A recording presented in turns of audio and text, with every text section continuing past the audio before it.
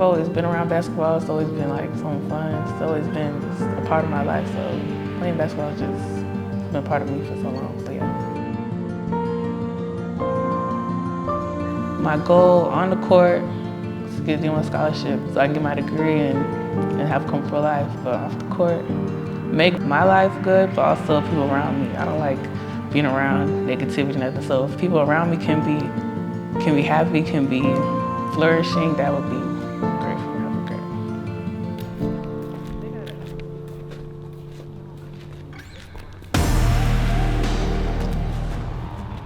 great. In Matthew 25, I think it's verse 40, it talks about when you do unto the least of these, you do unto me. When you're talking about a child that is in a situation that is so hard, I mean, she has a mom and dad that love her, and they loved her enough to know that they couldn't take care of her. Hey, girls. What's it like to be back? The last time I was back, I cried because it was the last time I seen them. But I love this gym. It's so pretty. I came over when I was like 1.5, and I was sick when I was a kid. I was like really sick, really weak. And you know, Haiti is a real poor country, so they didn't have like the medicine. They didn't have nothing to help me, so I was either gonna die or had to find a way to get married. The football team coming here, like their meeting room. Flag football work out here too when it's raining or something outside. The sleds right there, whew, up and down, up and down. On the wall doing abs, we'd be the sleds. I remember we used to had push-ups or ropes. This is conditioning mostly. This is where we condition. Now, she did spend a lot of time in the gym with her brothers playing basketball as a young child. She would be sitting on the basketball, she would be dribbling about, you know, she grew up with that, and I think it just kind of stuck with her. And she's always been really strong, really tough, and tall. You know, people expect girls that are tall to play basketball, but you know, you told her she couldn't be a cheerleader. So No cheerleaders. He always said no cheerleading. So if you want to do something, it's going to have to be basketball or softball or something. But she just enjoyed it. She really did. And now we can't get her out of the gym, so. She's definitely a gym rat in the basketball league. Yep.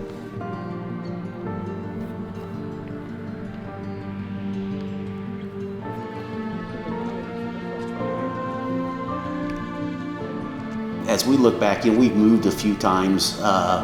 We started in Indiana. We both grew up in Indiana, but we've moved around a few times. And when you look back and you see how each step, even though it was hard to move away from family or it's hard to move away from friends, and you can look back and you can see, okay, God said, I've got this.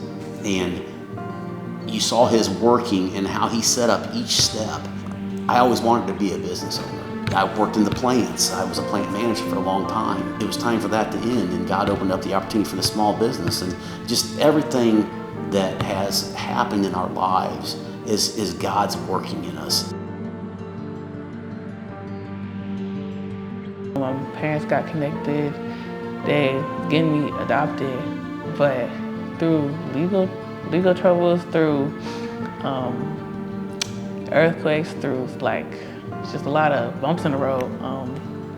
Finally made it happen after a while, and I got to America very in a bad condition, and it finally worked out. I'm saying got healthy, got fed, and I'm saying I'm here now.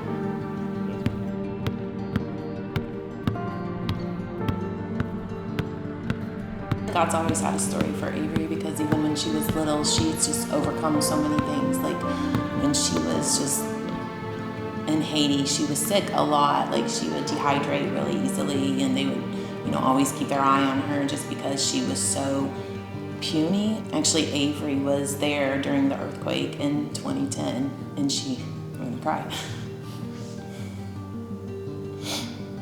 But she was there, and she survived that. The stories that we were told was just that it was a miracle that she even survived and came. She wasn't even walking, and she came She was really sick.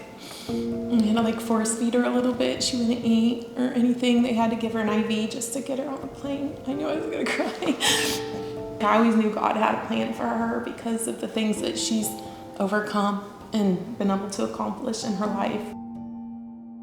She just almost like looks at a challenge and she just embraces it, like it doesn't stop her. I wish I could be half as strong as she is, the way she just overcomes things, obstacles in her life. Like she doesn't let them hold her back. I had to weigh in, like, leaving my mom, like, I'm 15, I'm finna move out the house, like, that was crazy. I had to weigh in, leaving my friends, like, leaving what I know. I was comfortable here, I love here, you know what I'm saying? I love the people, everything. When you really want something, like, you have to give things up, give and go, and said if I really want to do this, like, this is the next step for me to get where I want to go.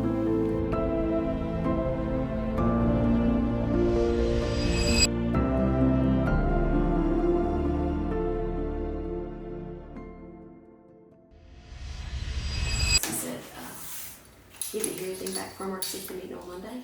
The women's basketball landscape is ever changing. I mean, it's evolved incredible. I can't even imagine what the next 5 years may look like. But what we really do believe is that we're getting prepared for what that may be, and specifically some of the stressors of it. So my career profession has been in college coaching, and I understand firsthand what athletes feel as far as the pressure once you arrive to a college campus. So what we've been able to do is go in specifically with Finest Basketball and help educate and train these kids on not how to compete athletically, but how to sustain emotionally. That really is the secret sauce to this deal. It's one thing that can get you there. It's an entirely different realm of what can keep you there. And we really believe that emotional intelligence is that piece, whether it be for the coaches, for the entire staff, and for the players. So it's a huge element of this deal. For us, emotional intelligence, we simply define it as the ability to understand our own emotions, the emotions of others, and the emotions in the environment in which we are in. I think in our culture today, God has pushed out of a lot of different things in life, and I think in the basketball world, especially, it can be really dirty, and that's why I believe that this mission is so important, is because it's overlooked in so many different aspects these days. In my life, I've seen God so many times. I've seen God through everything that it's almost impossible to ignore it.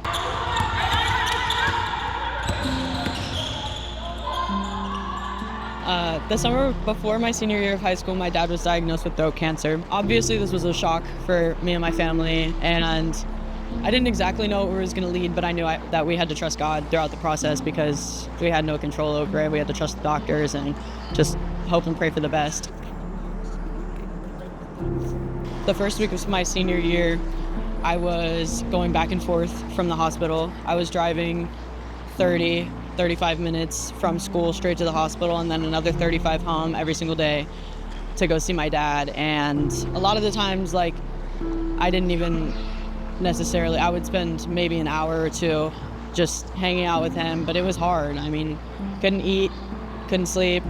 I was alone half the time. I was at home with my friends because I didn't have anybody else to be with. My mom and I had to kind of communicate through texts and phone calls to when I could come visit, and the people I was around were prayer warriors. I mean, I've never seen teenagers or young adults be so faithfully grounded, and I mean, it was a huge part and a huge step in my personal journey with God. I recall there was a time I went to visit him in the hospital after school, and he was unable to really have a conversation. That was alarming. I actually left the hospital room and went and sat in the hallway because I didn't want to see that. I think it was that night that things got really bad, and they were quite worried about him. And I know that the family that prayed for me went and visited, and then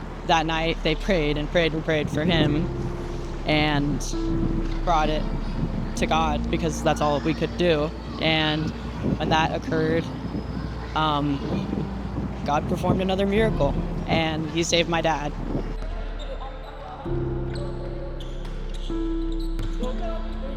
You know, for 25 years, I have been a professional college basketball coach. And when you look at the landscape of what's even evolved in the past 5 years in women's college basketball, it's wild. So if you're looking, you're being a predictor of what the next 5 years looks like, there is so much uncertainty, and the ability to adapt to change is going to be imperative. Game is always a big game. We've had really 2 good days of preparation, and so my hope is when the guys come out here today, they play incredibly hard, execute the game plan, and we get a positive result.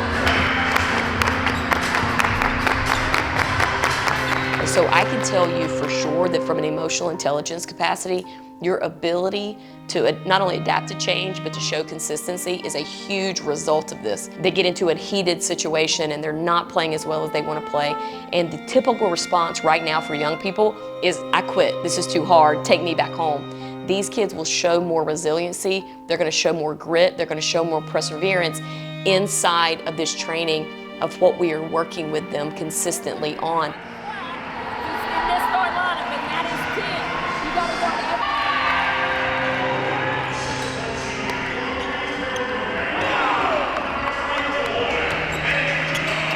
We're going to get them inside of this 3% umbrella, and inside of that umbrella, yes, they're going to be better athletically, they're going to be a consistent performer, but they're also going to be a better teammate, they're also going to be amazing inside of a locker room, they're going to start making great choices, you'll start to see this underneath their academic performance, and overall, it is the whole person. It's a very holistic approach to take an athlete, but coach them athletically, spiritually, socially, emotionally, and I believe that that's what we're doing inside of 2 Feet In coaching.